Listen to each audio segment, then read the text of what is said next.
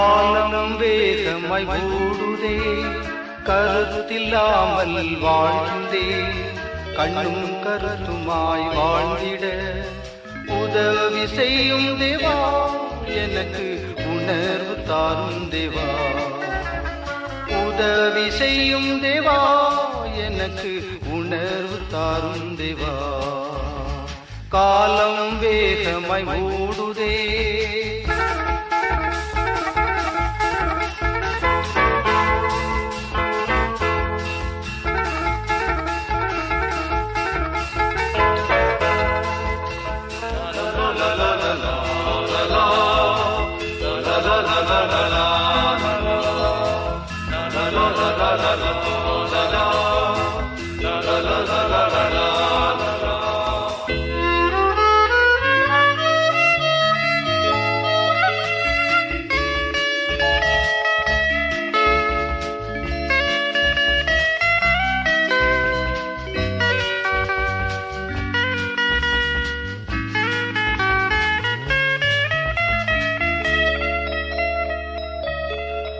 உள்ளத்தில் மாற்றம் தேவை, எனக்கு வெளிவேஷம் என்றும் வேண்டாம்.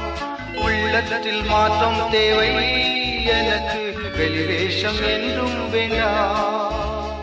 மறுரூப வாழ்வை தந்து என்னை உணவானாய் மாற்றிவிடும். மறுரூப வாழ்வை தந்து என்னை உணவானாய் மாற்றிவிடும்.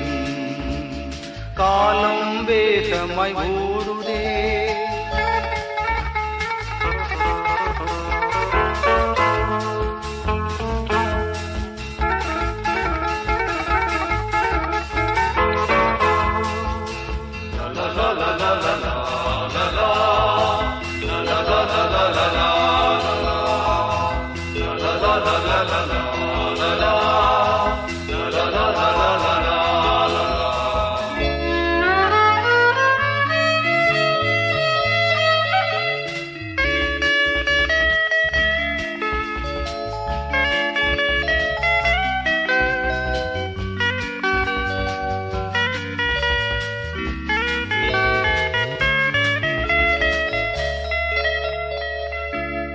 கல்வாரி காட்சி கண்டேன், அந்த காயங்கள் என்னால் என்றே.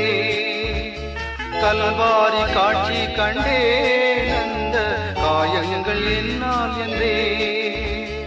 அன்பின் ஆழம் கண்டு அந்த அன்புக்கு அடிமை என்றே. அன்பின் ஆழம் கண்டு அந்த அன்புக்கு அடிமை என்றே. காலம் வேகமாய் ஓடுதே,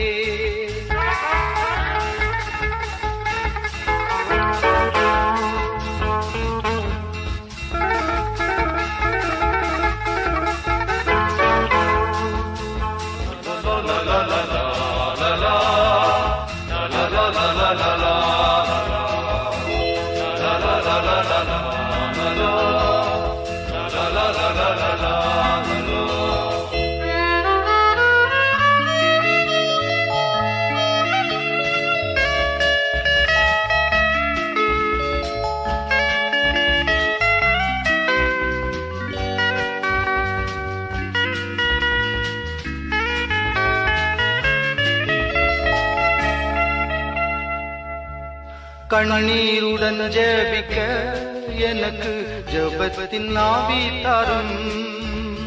கண்ணீருடன் ஜெபிக்க எனக்கு ஜெபத்தின் ஆவி தாரும். கிருபையின் காலம் இப்போதும் இயேசுவே அருள் கூர்ந்து எம்மை எழுப்பும். கிருபையின் காலம் இப்போதும் இயேசுவே அருள் கூர்ந்து எம்மை எழுப்பும். காலம் வேகமாய் ஓடுதே, கருத்தில்லாமல் வாழ்கின்றே, கண்ணும் கருத்துமாய் வாழ்ந்திட உதவி செய்யும் தேவா, எனக்கு உணர்வு தாரும் தேவா. உதவி செய்யும் தேவா, எனக்கு உணர்வு தாரும் தேவா. காலம் வேகமாய் ஓடுதே. நற்செய்தி பணி சிந்தனைகளை ஆகமங்களின் வழியாக சிந்தித்து கொண்டிருக்கிறோம். நற்செய்தி பணி என்றால் மிஷனரி பணி, அருள் பணி, சுவிசேஷ பணி என்றெல்லாம் பல்வேறு விதங்களில் நம்ம இதை அழைக்கிறோம். இந்த தொலைக்காட்சியில் அல்லாவிட்டால் அலைபேசியில் நீங்கள் கேட்பது சினர்ஜி இந்தியா மிஷன் என்கிற ஒரு மிஷனரி இயக்கம். இதை போல அடிப்படை வேதத்தின் உண்மைகளை நம்மோடு கூட பேசி, இதில் நாம் இன்று இதை போல ஒரு தலைமுறைக்கு உலகெங்கும் வாழுகின்ற தங்கமான தமிழ் மக்களுக்கு நாம் செய்ய வேண்டிய நிறைவேற்ற வேண்டிய பணிகளை நமக்களாக ஊர்ஜிதம் செய்து உலகெங்கும் வாழ்கின்ற மனுக்குலத்திற்கு கடவுளின் வார்த்தை வேதத்தில் நின்று நம்மை எப்படி எடுத்து செல்கிறது என்பதை பற்றி சிந்தித்துக் கொண்டிருக்கிறோம். இந்த அழகான வேளையை, கிருபையை கடவுள் நமக்கு தந்திருப்பதற்காக ஆண்டவருக்கு நன்றி சொன்ன வண்ணமாக உங்களோடு கூட யாத்ராகமத்தின் புத்தகத்தை தொடர்கிறோம். 20ஆம் அதிகாரத்தில் வாழ்வின் அறநெறிகளை பற்றி கடவுள் நேரடியாக கட்டளையாக தந்ததாக வேதம் கூறுகிறது. இதை சபை சரித்திரத்தில் 10 கட்டளை என்று அழைக்கிறோம். வேதத்தின் அல்லாவிட்டால் உலக வரலாற்றின் மகா முக்கியமான ஒரு போதனை இந்த 10 கட்டளைகள். இந்த 10 கட்டளைகள் இன்றைக்கும் மனித வாழ்வுக்கு, சுமூகமான இந்த பூவுலகின் நிகழ்வுகளுக்கு, ஒருவரோடு கூட ஒருவர் கொண்டிருக்க வேண்டிய பொறுப்புள்ள உறவுகளுக்கு இவைகள் அடிநாதமாய், உயிர் ஓட்டமாய் இன்றும் விளங்குகிறது என்பதில் அளவும் சந்தேகமில்லை. 10 கட்டளைகள் என்பதோ ஏதோ யாருக்கோ எங்கேயோ ஒரு சர்வ அதிகாரத்தில் நின்று பிறந்ததாக தோற்றமளிக்க வேண்டிய அவசியம் இல்லை. கடவுள் தம் மனு குலத்திற்கு தம்முடைய திட்டத்தை நிறைவேற்றி அவர்கள் இந்த பூமி எங்கும் ஆசி பெற்றவர்களாய், பிறருக்கு ஆசி தருகிறவர்களாய், வெற்றி வாகை சூடி வாழ்ந்து கொண்டிருப்பதற்கு அடிப்படையின் அம்சமாய் இந்த அறநெறியை அவர்கள் இதயத்திலேயே வைக்கிறார். அதை வார்த்தையாக பூர்வ காலம் என்று வேதம் கூறுகிறது இல்லையா, பழைய காலங்களிலேயே இதை கட்டளையாக தருகிறார். சமகாலத்து அத்தியாவசியமான ஒரு போதனை, தனி மனித வாழ்வுக்கு, குடும்ப வாழ்வுக்கு, சமுதாய மறுமலர்ச்சிக்கு, இவைகளுக்காக பணியாற்றுகின்ற சபையாய், சங்கமாய், மக்கள் இயக்கங்களாய், மிஷனரி அமைப்புகளாய் இவைகளை திரும்ப திரும்ப திரும்ப திரும்ப ஞாபகப்படுத்தி அவைகளில் நம்மை புதுப்பித்து ஒப்பு கொடுத்து பணி செய்வதற்காக அதற்கான பாரத்தை பெற்றிருக்கிறோம். நல்ல மனிதர்கள் வேண்டும். இந்த நல்ல மனிதர்களுக்கு சிறந்த மனிதராக வேண்டும் என்கிற பண்பு ஒரு தலையாய ஆசையாக விளங்க வேண்டும். Good may be the enemy of the best என்று சொல்வார். நல்லது என்று நான் நினைத்து கொண்டிருக்கிற ஒரு சன்மார்க்க வாழ்வு அநேக நாட்களில் ஒப்பு கொடுத்தலுள்ள ஆவிக்குரிய வாழ்வுக்கு எதிரியாக மாறிவிடும். நான் தான் நல்லா இருக்கிறேனே, எனக்கு எதற்கு இந்த கட்டளைகள் எல்லாம் என்பதை போன்ற ஒரு முரட்டாட்டம் நம்முடைய மனதில் இயல்பாக இருப்பதற்கு வாய்ப்பு இருக்கிறது. இவைகளின் பின்னணியில இந்த அதிகாரம் எப்படி கொடுக்கிறது? தேவன் பேசி சொல்லிய சகல வார்த்தைகளாவன என்று யாத்ராகமம் புத்தகம் 20ஆம் அதிகாரம் கூறுகிறது. உன்னை அடிமைத்தன வீடாகிய எகிப்து தேசத்திலிருந்து புறப்பட பண்ணின உன் தேவனாகிய கர்த்தர் நானே. இதனுடைய அறிமுகம் என்ன? கடவுள் படைத்தார், அவர் பரம்பொருள், வார்த்தையினால படைத்தார், அவருடைய சாயலிலே படைத்தார், ஆசியாக, ஆசி பெறுவதற்காக, ஆசீர்வாதத்தோடு கூட ஆண்டு நடத்துவதற்காக படைத்தார். பிறரை ஆசை தந்து ஆசீர்வதிப்பதற்காக அவர்களை அமைத்திருந்தார். உலகெங்கும் போங்கள் என்று ஒன்று சொன்னார், நிரப்புங்கள் என்று சொன்னார், பலுகுங்கள் என்று சொன்னார், பெருகுங்கள் என்று சொன்னார். இவைகளெல்லாம் உங்களுக்குத்தான் என்று அத்தனை சுதந்திரத்தை தந்த அந்த மனுக்குலம் அவருடைய சாயலிலே உருவாக்கப்பட்டு அதற்கு நிகராக அவருடைய படைப்பில் இன்னொன்று இல்லை என்பதனால அத்தனை உயர்வான ஆண்டவருடைய திருத்திட்டத்தில் வந்த கடவுளுடைய பிள்ளைகளாக இருந்து அவர்கள் வாழ்ந்து கொண்டிருக்கும் போது மனதிலே கொள்ள வேண்டிய ஒரு திண்ணம், அடிமையிலே இருந்தீங்க, வீழ்ந்தீங்க, பாவத்திலே, மீறுதலில், கடவுளுக்கு ஒவ்வாத எல்லைகளில், அப்படி உங்களுக்கு நீங்கள் வைத்து கொண்ட எண்ணங்களில் செத்து மடிந்ததுனால, ஏமாற்றப்பட்டதுனால, சோதிக்கப்பட்டதுனால, அப்படி வீழ்ந்ததுனால மீண்டும் உங்களை உயர்த்தி நிலை நிறுத்தி மீட்பின் திட்டத்தில் ரட்சிப்பை நிறைவேற்றுவதற்காக நான் உங்களை அந்த அடிமைத்தனத்தினின்று, இந்த பின்னணியில் எங்க இருக்கிறாங்க, எகிப்தின் அடிமைத்தனத்தில் நிற்கிறாங்க. பிற அரசர்கள், தெய்வத்துக்கு ஒவ்வாதவர்கள், கடவுளின் மாட்சிமைக்கு குன்று விளைக்கிற சக்திகள், ஆக்கிரமிப்புகள், இவர்களை அடிமையாக்கி அந்த அடிமைத்தனத்தில் அவர்கள் வாழ்ந்த கூக்குரலை கேட்டு அவர்களை அந்த இடத்திலிருந்து இடம் பெயர பண்ணி இப்போது அவர் காண்பிக்கிற தேசத்துக்கு அவர்கள் பயணப்படுகிறார்கள். அவிக்கிற பயணம் என்பது அதுதான். பாலும் தேனும் ஓடுகின்ற கானான் தேசம் என்று அதை பழைய ஏற்பாடு வர்ணிக்கிறது. அந்த அழகான ஒரு திக்குக்காக, திசைக்காக, தேசத்துக்காக, எல்லைக்காக என்னை அவர் விடுதலை செய்திருக்கிறார். அல்லேலூயா! எத்தனை அழகான ஒரு உணர்வு. அந்த உள் உணர்வு உங்களுக்குள்ளாக இருக்கும்போது உங்களுடைய இதயத்தின் நாளத்துல நான் வைத்திருக்கிற அறம், தர்மம், உத்தமம், உங்களை படைத்த அந்த நோக்கம் உங்களிலே நிறைவேற வேண்டும் என்றால் அடிப்படையில் நாம் மனித இனமாய் செய்ய வேண்டியது, இதை கடவுளாகிய நான் உங்களுக்கு செய்தேன் என்று நீங்கள் அறிந்து கொள்ள வேண்டும். நானே கர்த்தர்.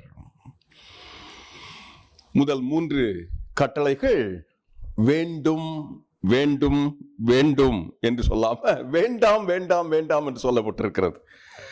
எது வேண்டாம்? கர்த்தர் நான், கடவுள் நான், ஆண்டவர் நான், படைத்தவர் நான், பராமரிக்கிறவர் நான், நான் நீங்கள்.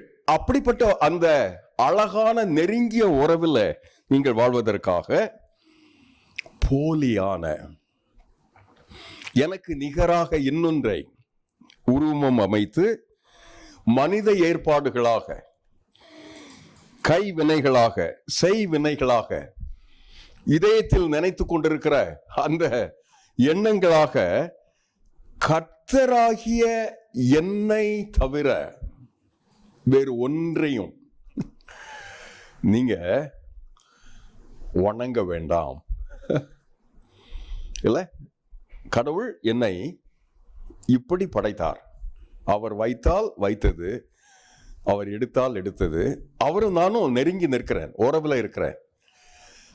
அவர் என் கடவுளாய், நான் அவரின் அடியவனாய், அடியவளாய் வாழ்வதற்காக கடவுள் என்னை அன்றி வேறு ஒருவரும் உங்களுக்கு கடவுளாக, எனக்கு நிகரான இன்னொன்று உங்களை ஈர்ப்பதாக, வசீகரிப்பதாக, கொண்டாடுவதாக, தொழுது கொள்வதாக இருக்க வேண்டிய அவசியம் இல்லை என்று இந்த முதலாம் கட்டளை கூறுகிறது. என்னை அன்றி உங்களுக்கு வேறு கடவுள் வேண்டாம். நான் கடவுள், உன்னை படைத்தேன், பராமரிக்கிறேன், பாதுகாக்கிறேன், வழி நடத்துகிறேன், தூக்கி சுமக்கிறேன். இரண்டாவது வேண்டாம் என்று சொன்ன முக்கியமான இன்னொரு கட்டளை விக்கிரகம் வேண்டாம். அப்படின்னா எரேமியாவின் புத்தகம் 10:5 கூறுகிறது, 2 ராஜாக்கள் 17:15 கூறுகிறது. ரோமாபுரியாருக்கு பவுல் எழுதும் போது 1ஆம் அதிகாரத்தின் 22 முதல் 25 வரை நாம் நமக்கென்று இங்கே இந்த சூழலில் வருவதற்கு காரணம், மோசே வனாந்தரத்துல மலை உச்சியில ஆண்டவருடைய திரு சன்னிதானத்தில் நின்று கொண்டிருக்கிறார். அப்போ கீழே அவர் வருவதற்கு தாமதமானதுனால இவர்களுக்குள்ளாக அவர் வந்துக்க மாட்டார்ப்பா, நாம நமக்கென்று ஒரு கடவுள்களை உண்டு பண்ணலாம் என்று தங்களுடைய மிக சிறப்பான பொன் அணிகலன்களை தந்து கன்றுக்குட்டியை செய்து அதை வணங்கி கூத்தாட ஆரம்பித்தார்கள், கும்மாளம் போட ஆரம்பித்தார். அவர் மோசே அங்கிருந்து பேசுகிற சத்தம் கூட அவர்களுக்கு கேட்கவில்லை. மிக மிக கோபமுடைந்தவராய் அவர்களை பாட்டு. அந்த பின்னணியை மனதிலே கொண்டு உங்களுக்கென்று சொரூபங்கள் வேண்டாம், வழிமுறைகள் வேண்டாம், உங்களுக்கென்று வாழுகின்ற ஒரு விதங்கள் வேண்டாம், மனிதர்கள் உருவாக்குகின்ற உருவகங்கள் வேண்டாம். நான் கடவுள், என்னையே. இதற்கு நிகராக இன்னொன்று உங்களுக்கு கிறிஸ்தவ உலகத்துல விக்கிரகம் என்று சொல்லுவது பொன், பொருள், பெருமை, உணர்வு, ஆசாபாசங்கள், சில நேரங்களில் குடும்ப நண்பர்கள், பிள்ளைகள், கல்வி, எனக்கென்று நான் வைத்துக் கொண்டிருக்கிற உயர்வான கற்பனைகள், கதைகள், இவைகள் விக்கிரகங்களாக மாறுவதற்கு வாய்ப்பு இருக்கிறது. விக்கிரகம் வேண்டாம். மூன்றாவது, அப்படி கடவுளின் பெயர், அவருடைய திட்டம் என்று வாழும்போது எனக்குள்ளாக இருக்க வேண்டிய முக்கியமான மூன்றாவது கட்டளை, நீங்கள் என்னுடைய பெயரை உச்சரிப்பதற்கு போலியாக, உண்மை அல்லாம, தவறான விதத்துல பிரயோகிக்க வேண்டாம். தவறான பிரயோகம் வேண்டாம். அது அவசியமில்லாதது. கடவுள் காலங்களை கடந்தவர், அவருக்கு நிகரானது ஒன்றுமில்லை. அவரை அல்லாம வேறு ஒன்று கடவுள் இல்லை. இந்த ரெண்டையும் உறுதிப்படுத்துவதற்காக மூன்றாவது, வேண்டாம் வீண் புகழ்ச்சி. அவருடைய நாமத்துக்கு உகந்தது அல்லாத காரியங்கள், பாடல் இல்லை, செயல்கள் இல்லை, பேச்சு இல்லை, படங்கள் இல்லை, ஓவியங்கள் இல்லை, எண்ணங்கள் இல்லை. அவருடைய நாமத்தை வீணிலே வணங்க வேண்டாம். நான்காவது, ஐந்தாவது கட்டளை வேண்டும் என்கிற கட்டளை. 10 கட்டளைகளில் இந்த 2 தான் வேண்டும் என்பது. 6 நாட்கள் ஆண்டுடைய திரு திட்டத்திலே படைத்தார். படைத்ததை நல்லது என்று கண்டார், அவைகளை நமக்கு ஆக்கி தந்தார். இப்போ ஓய்ந்திருந்தார். அந்த ஓய்வு வேண்டும். அந்த ஓய்வுல நான் விசுவாசியாய் கடவுளின் திட்டத்தில் ஆண்டோட ஊழியத்தை பொறுப்போடு பெற்றுக்கொண்ட சபையாய் ஆண்டவரின் வசனத்தில் ஆண்டவரை மாட்சிமையை சிந்திப்பதில்லை, அந்த ஊழியத்தை செய்வதில்லை. அந்த நாள் இரவு பகலாக தரித்திருப்பது கொண்டாட்டம். சிறுவராக இருக்கும்போது எங்களுடைய அம்மா திடீரென்று விபத்தாக தீப்பெட்டி, அப்போது தீப்பெட்டி வைத்துதான் அடுப்பை பற்ற வைக்க வேண்டும். அந்த நேரத்தில் ஏதோ விபத்தாக சனிக்கிழமை இந்த தீப்பெட்டி காய்ந்து போயிட்டு அல்லது தீந்து போயிட்டு என்றா ஞாயிற்றுக்கிழமை சமையல் கிடையாது. ஏன்? ஞாயிற்றுக்கிழமை கர்த்தருடைய நாள், சபைக்கான நாள், ஊழியத்துக்கான நாள், வேதத்தை தியானிக்கிற நாள், ஜெபிக்கிற நாள், பகிர்ந்து கொள்கின்ற நாள், சாட்சி ஊழியம் செய்கிற நாள். அதுல ஒரு தீப்பெட்டி கூட வாங்கக்கூடாது என்று. அந்த நாள் மகிமைகரமான நாளாக இருக்கும். என்னால் சாப்பிட மாட்டோம், ஒன்றும் கிடையாது, சமைக்கிறது சமையல் கூட கிடையாது. அநேக நேரங்களில் முந்து நாளை சமைத்து வைத்திருந்தா பிழைச்சோம். அப்படி அதை மகிழ்வாக கொண்டாடுவதற்கு, ஓய்ந்திருப்பதற்கு. ஐந்தாவது, பெற்றோர் தாய் தந்தையர் கனப்படுத்துவதற்கு. இந்த ஒரே ஒரு கட்டளை மட்டும்தான் நிபந்தனையோடு கூட இருக்கிற கட்டளை. உன் நாட்கள் நீடித்து நிலை கொண்டு வளம் மிகுந்து வாழ்வாங்கு வாழ்வதற்காக நீ உன் தகப்பனை உன் தாயை கனம் செய், மதித்து நட. அவருடைய ஏஜ் வேற, என்னுடைய ஏஜ் வேற, அவருடைய விதங்கள் வேற, அவருடைய காலங்கள் வேறு. ஆனா கண்ணியம் எத்தனை முக்கியமானது என்பதை வேதம் கூறுகிறது.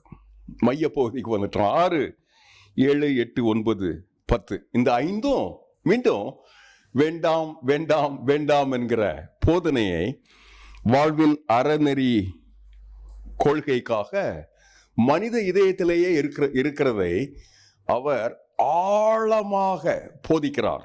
என்ன போதிக்கிறார்? கொலை வேண்டாம். புதிய ஏற்பாடு இதை நன்றாக கையாளுகிறது. யோவான் 3:15, 1 யோவான் 4:20, மத்தேயு 25:22 மூடன்னு தன் சகோதரனை சொல்லிட்டா, முட்டாள்னு சொல்லிட்டா. கொலை பாதகம் போல நீ உணர வேண்டும் என்று ஆண்டவர் தன்னுடைய மலை பிரசங்கத்தில் கற்றுக் கொடுக்கிறார். கொலை வேண்டாம், அசுத்தம் வேண்டாம், விபச்சாரம் வேண்டாம். சொல்வதற்கு கூட கொஞ்சம் கடினமாக இருக்கிறது. எனக்கு பிரியமான ஒரு கடவுளுடைய மனிதர் சொல்வாரு, பேய்க்கு எதிர்த்து நில்லுங்க, அது ஓடி போகும், அதான் வசனம். ஆனா அசுத்தத்திற்கு எதிர்த்து நிற்காதீங்க. அசுத்தம் சொன்னா விபச்சாரம் போல ஒரு ஆவி இருக்கிறது, உணர்வு இருக்கிறது, பார்வை இருக்கிறது, ஈர்ப்பு இருக்கிறது, கவன சிதறல் இருக்கிறது என்றா ஓடி போங்க. அது பெயர் கூட உங்கள் மத்தியிலே சொல்லப்படக்கூடாது. விபச்சாரம் வேண்டாம், களவு வேண்டாம். எனக்கு அல்லாதது நேரமாக இருக்கலாம், திறமையாக இருக்கலாம், தாளந்தாக இருக்கலாம், நாணயமாக இருக்கலாம், கொள்கையாக இருக்கலாம்.